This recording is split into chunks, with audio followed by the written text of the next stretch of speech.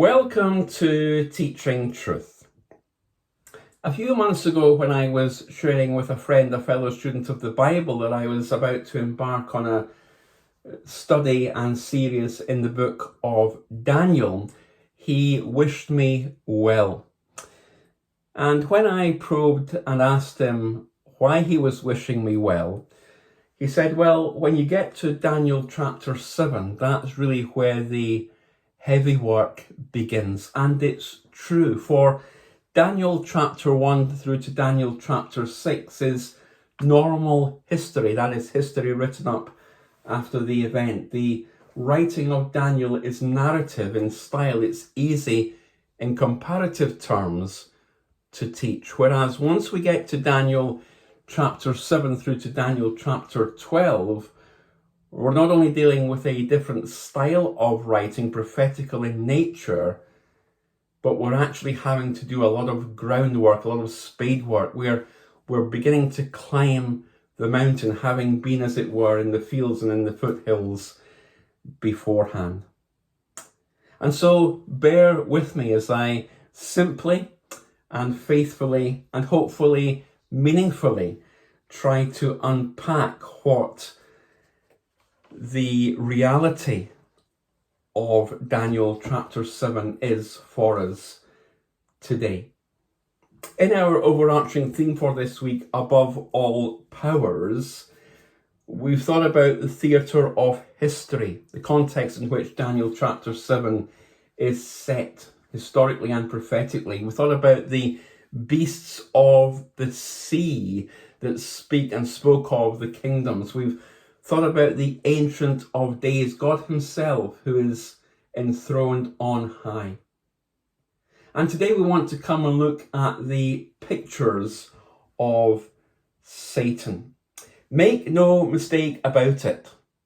Satan, the evil one, the serpent, Old Nick, as Robert Burns referred to him, is very much alive and real today. Daniel, in writing this for us, indicates in verse 12, the other beasts had been stripped of their authority, but were allowed to live for a period of time.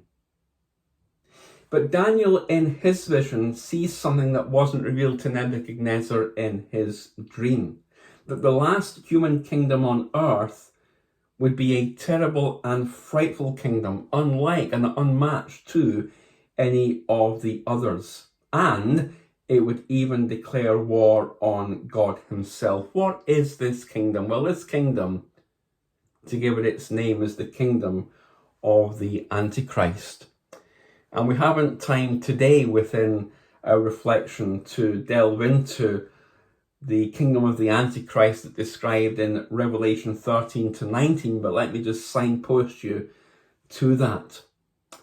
That describes the kingdom of the Antichrist in much more detail. But simply to say that the kingdom of the Antichrist is an evil kingdom that will be totally destroyed when Jesus Christ returns to earth.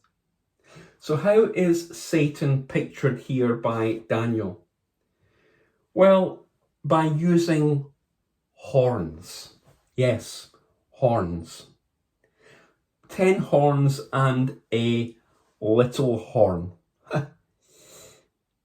Daniel writes in his passage here, while I was thinking about the horns, there before me was another horn, a little one, which came up among them, and 3 of the first horns were uprooted before it. In verse 24, the 10 horns are 10 kings who will come from this kingdom. After them another king will arise, different from the earlier ones. He will subdue 3 kings. He will speak against the Most High and oppress his saints and try to change the set times and the laws. The saints will be handed over to him for a time, times and half a time. The 10 horns, what on earth, Glenn, do they mean? Well, the 10 horns simply represent 10 kings or kingdoms that will exist in the last days. Daniel wrote in language the people of his day could understand. And the concept of nations as we have them today, countries on a map, would be foreign to the ancients that there were in Daniel's day. In Daniel's day, countries were ruled by kings, but the kingdoms spoken of here will be nations as we know them. Now, some students of prophecy, and I don't wish to speculate, I just simply relate what some students of prophecy think here, that a 10-nation United States of Europe will emerge in the last days. Some believe that there will be 10 geopolitical kingdoms across the world that will exist, that the Antichrist will come and the final world kingdom will be so organized that it will actively oppose God and his people. The 10 horns. What about the little horn? Well, the little horn is indeed a little horn because the little horn depicts the man, the Antichrist. Little because Jesus Christ, God, is above all powers, and therefore the little horn is little in relation to God. Anti in Greek means against and instead of. And what this is telling us is that this final world ruler, whoever that may be, will be both a counterfeit Christ and an enemy who is against Christ. The motion of his eyes suggests that he has remarkable knowledge and skill in planning his exploits. He will be a man skilled in using words and able to promote himself so that people follow him. He will blaspheme God and ultimately convince the unbelieving world that he is God himself. He will become the ruler of the world, controlling the strings, as it were, of the economy and world religions, seeking to change the times and the laws. His dictatorship will last for 3.5 years, a significant period of time in the prophetic scriptures. Now, what all that means in practical reality in the weeks, months, years, decades to come, I don't know. And it would be wrong of me to begin to even speculate or even suggest. But what we can say is this, and this is the point I want to snatch at from our reflections today, that the Antichrist will be defeated and destroyed by Jesus Christ.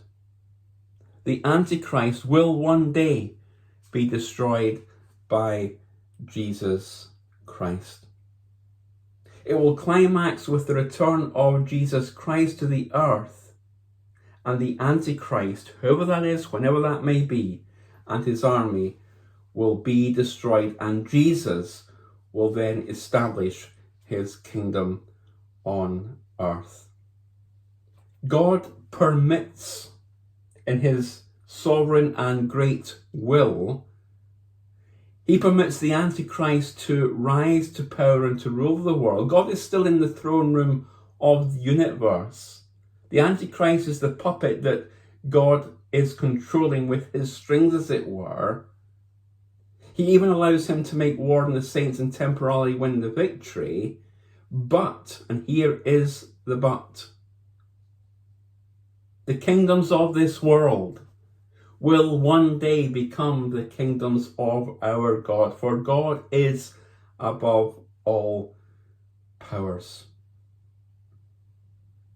John wrote the book of Revelation at a time when Rome was persecuting the church and trying to force Christians to worship the emperor.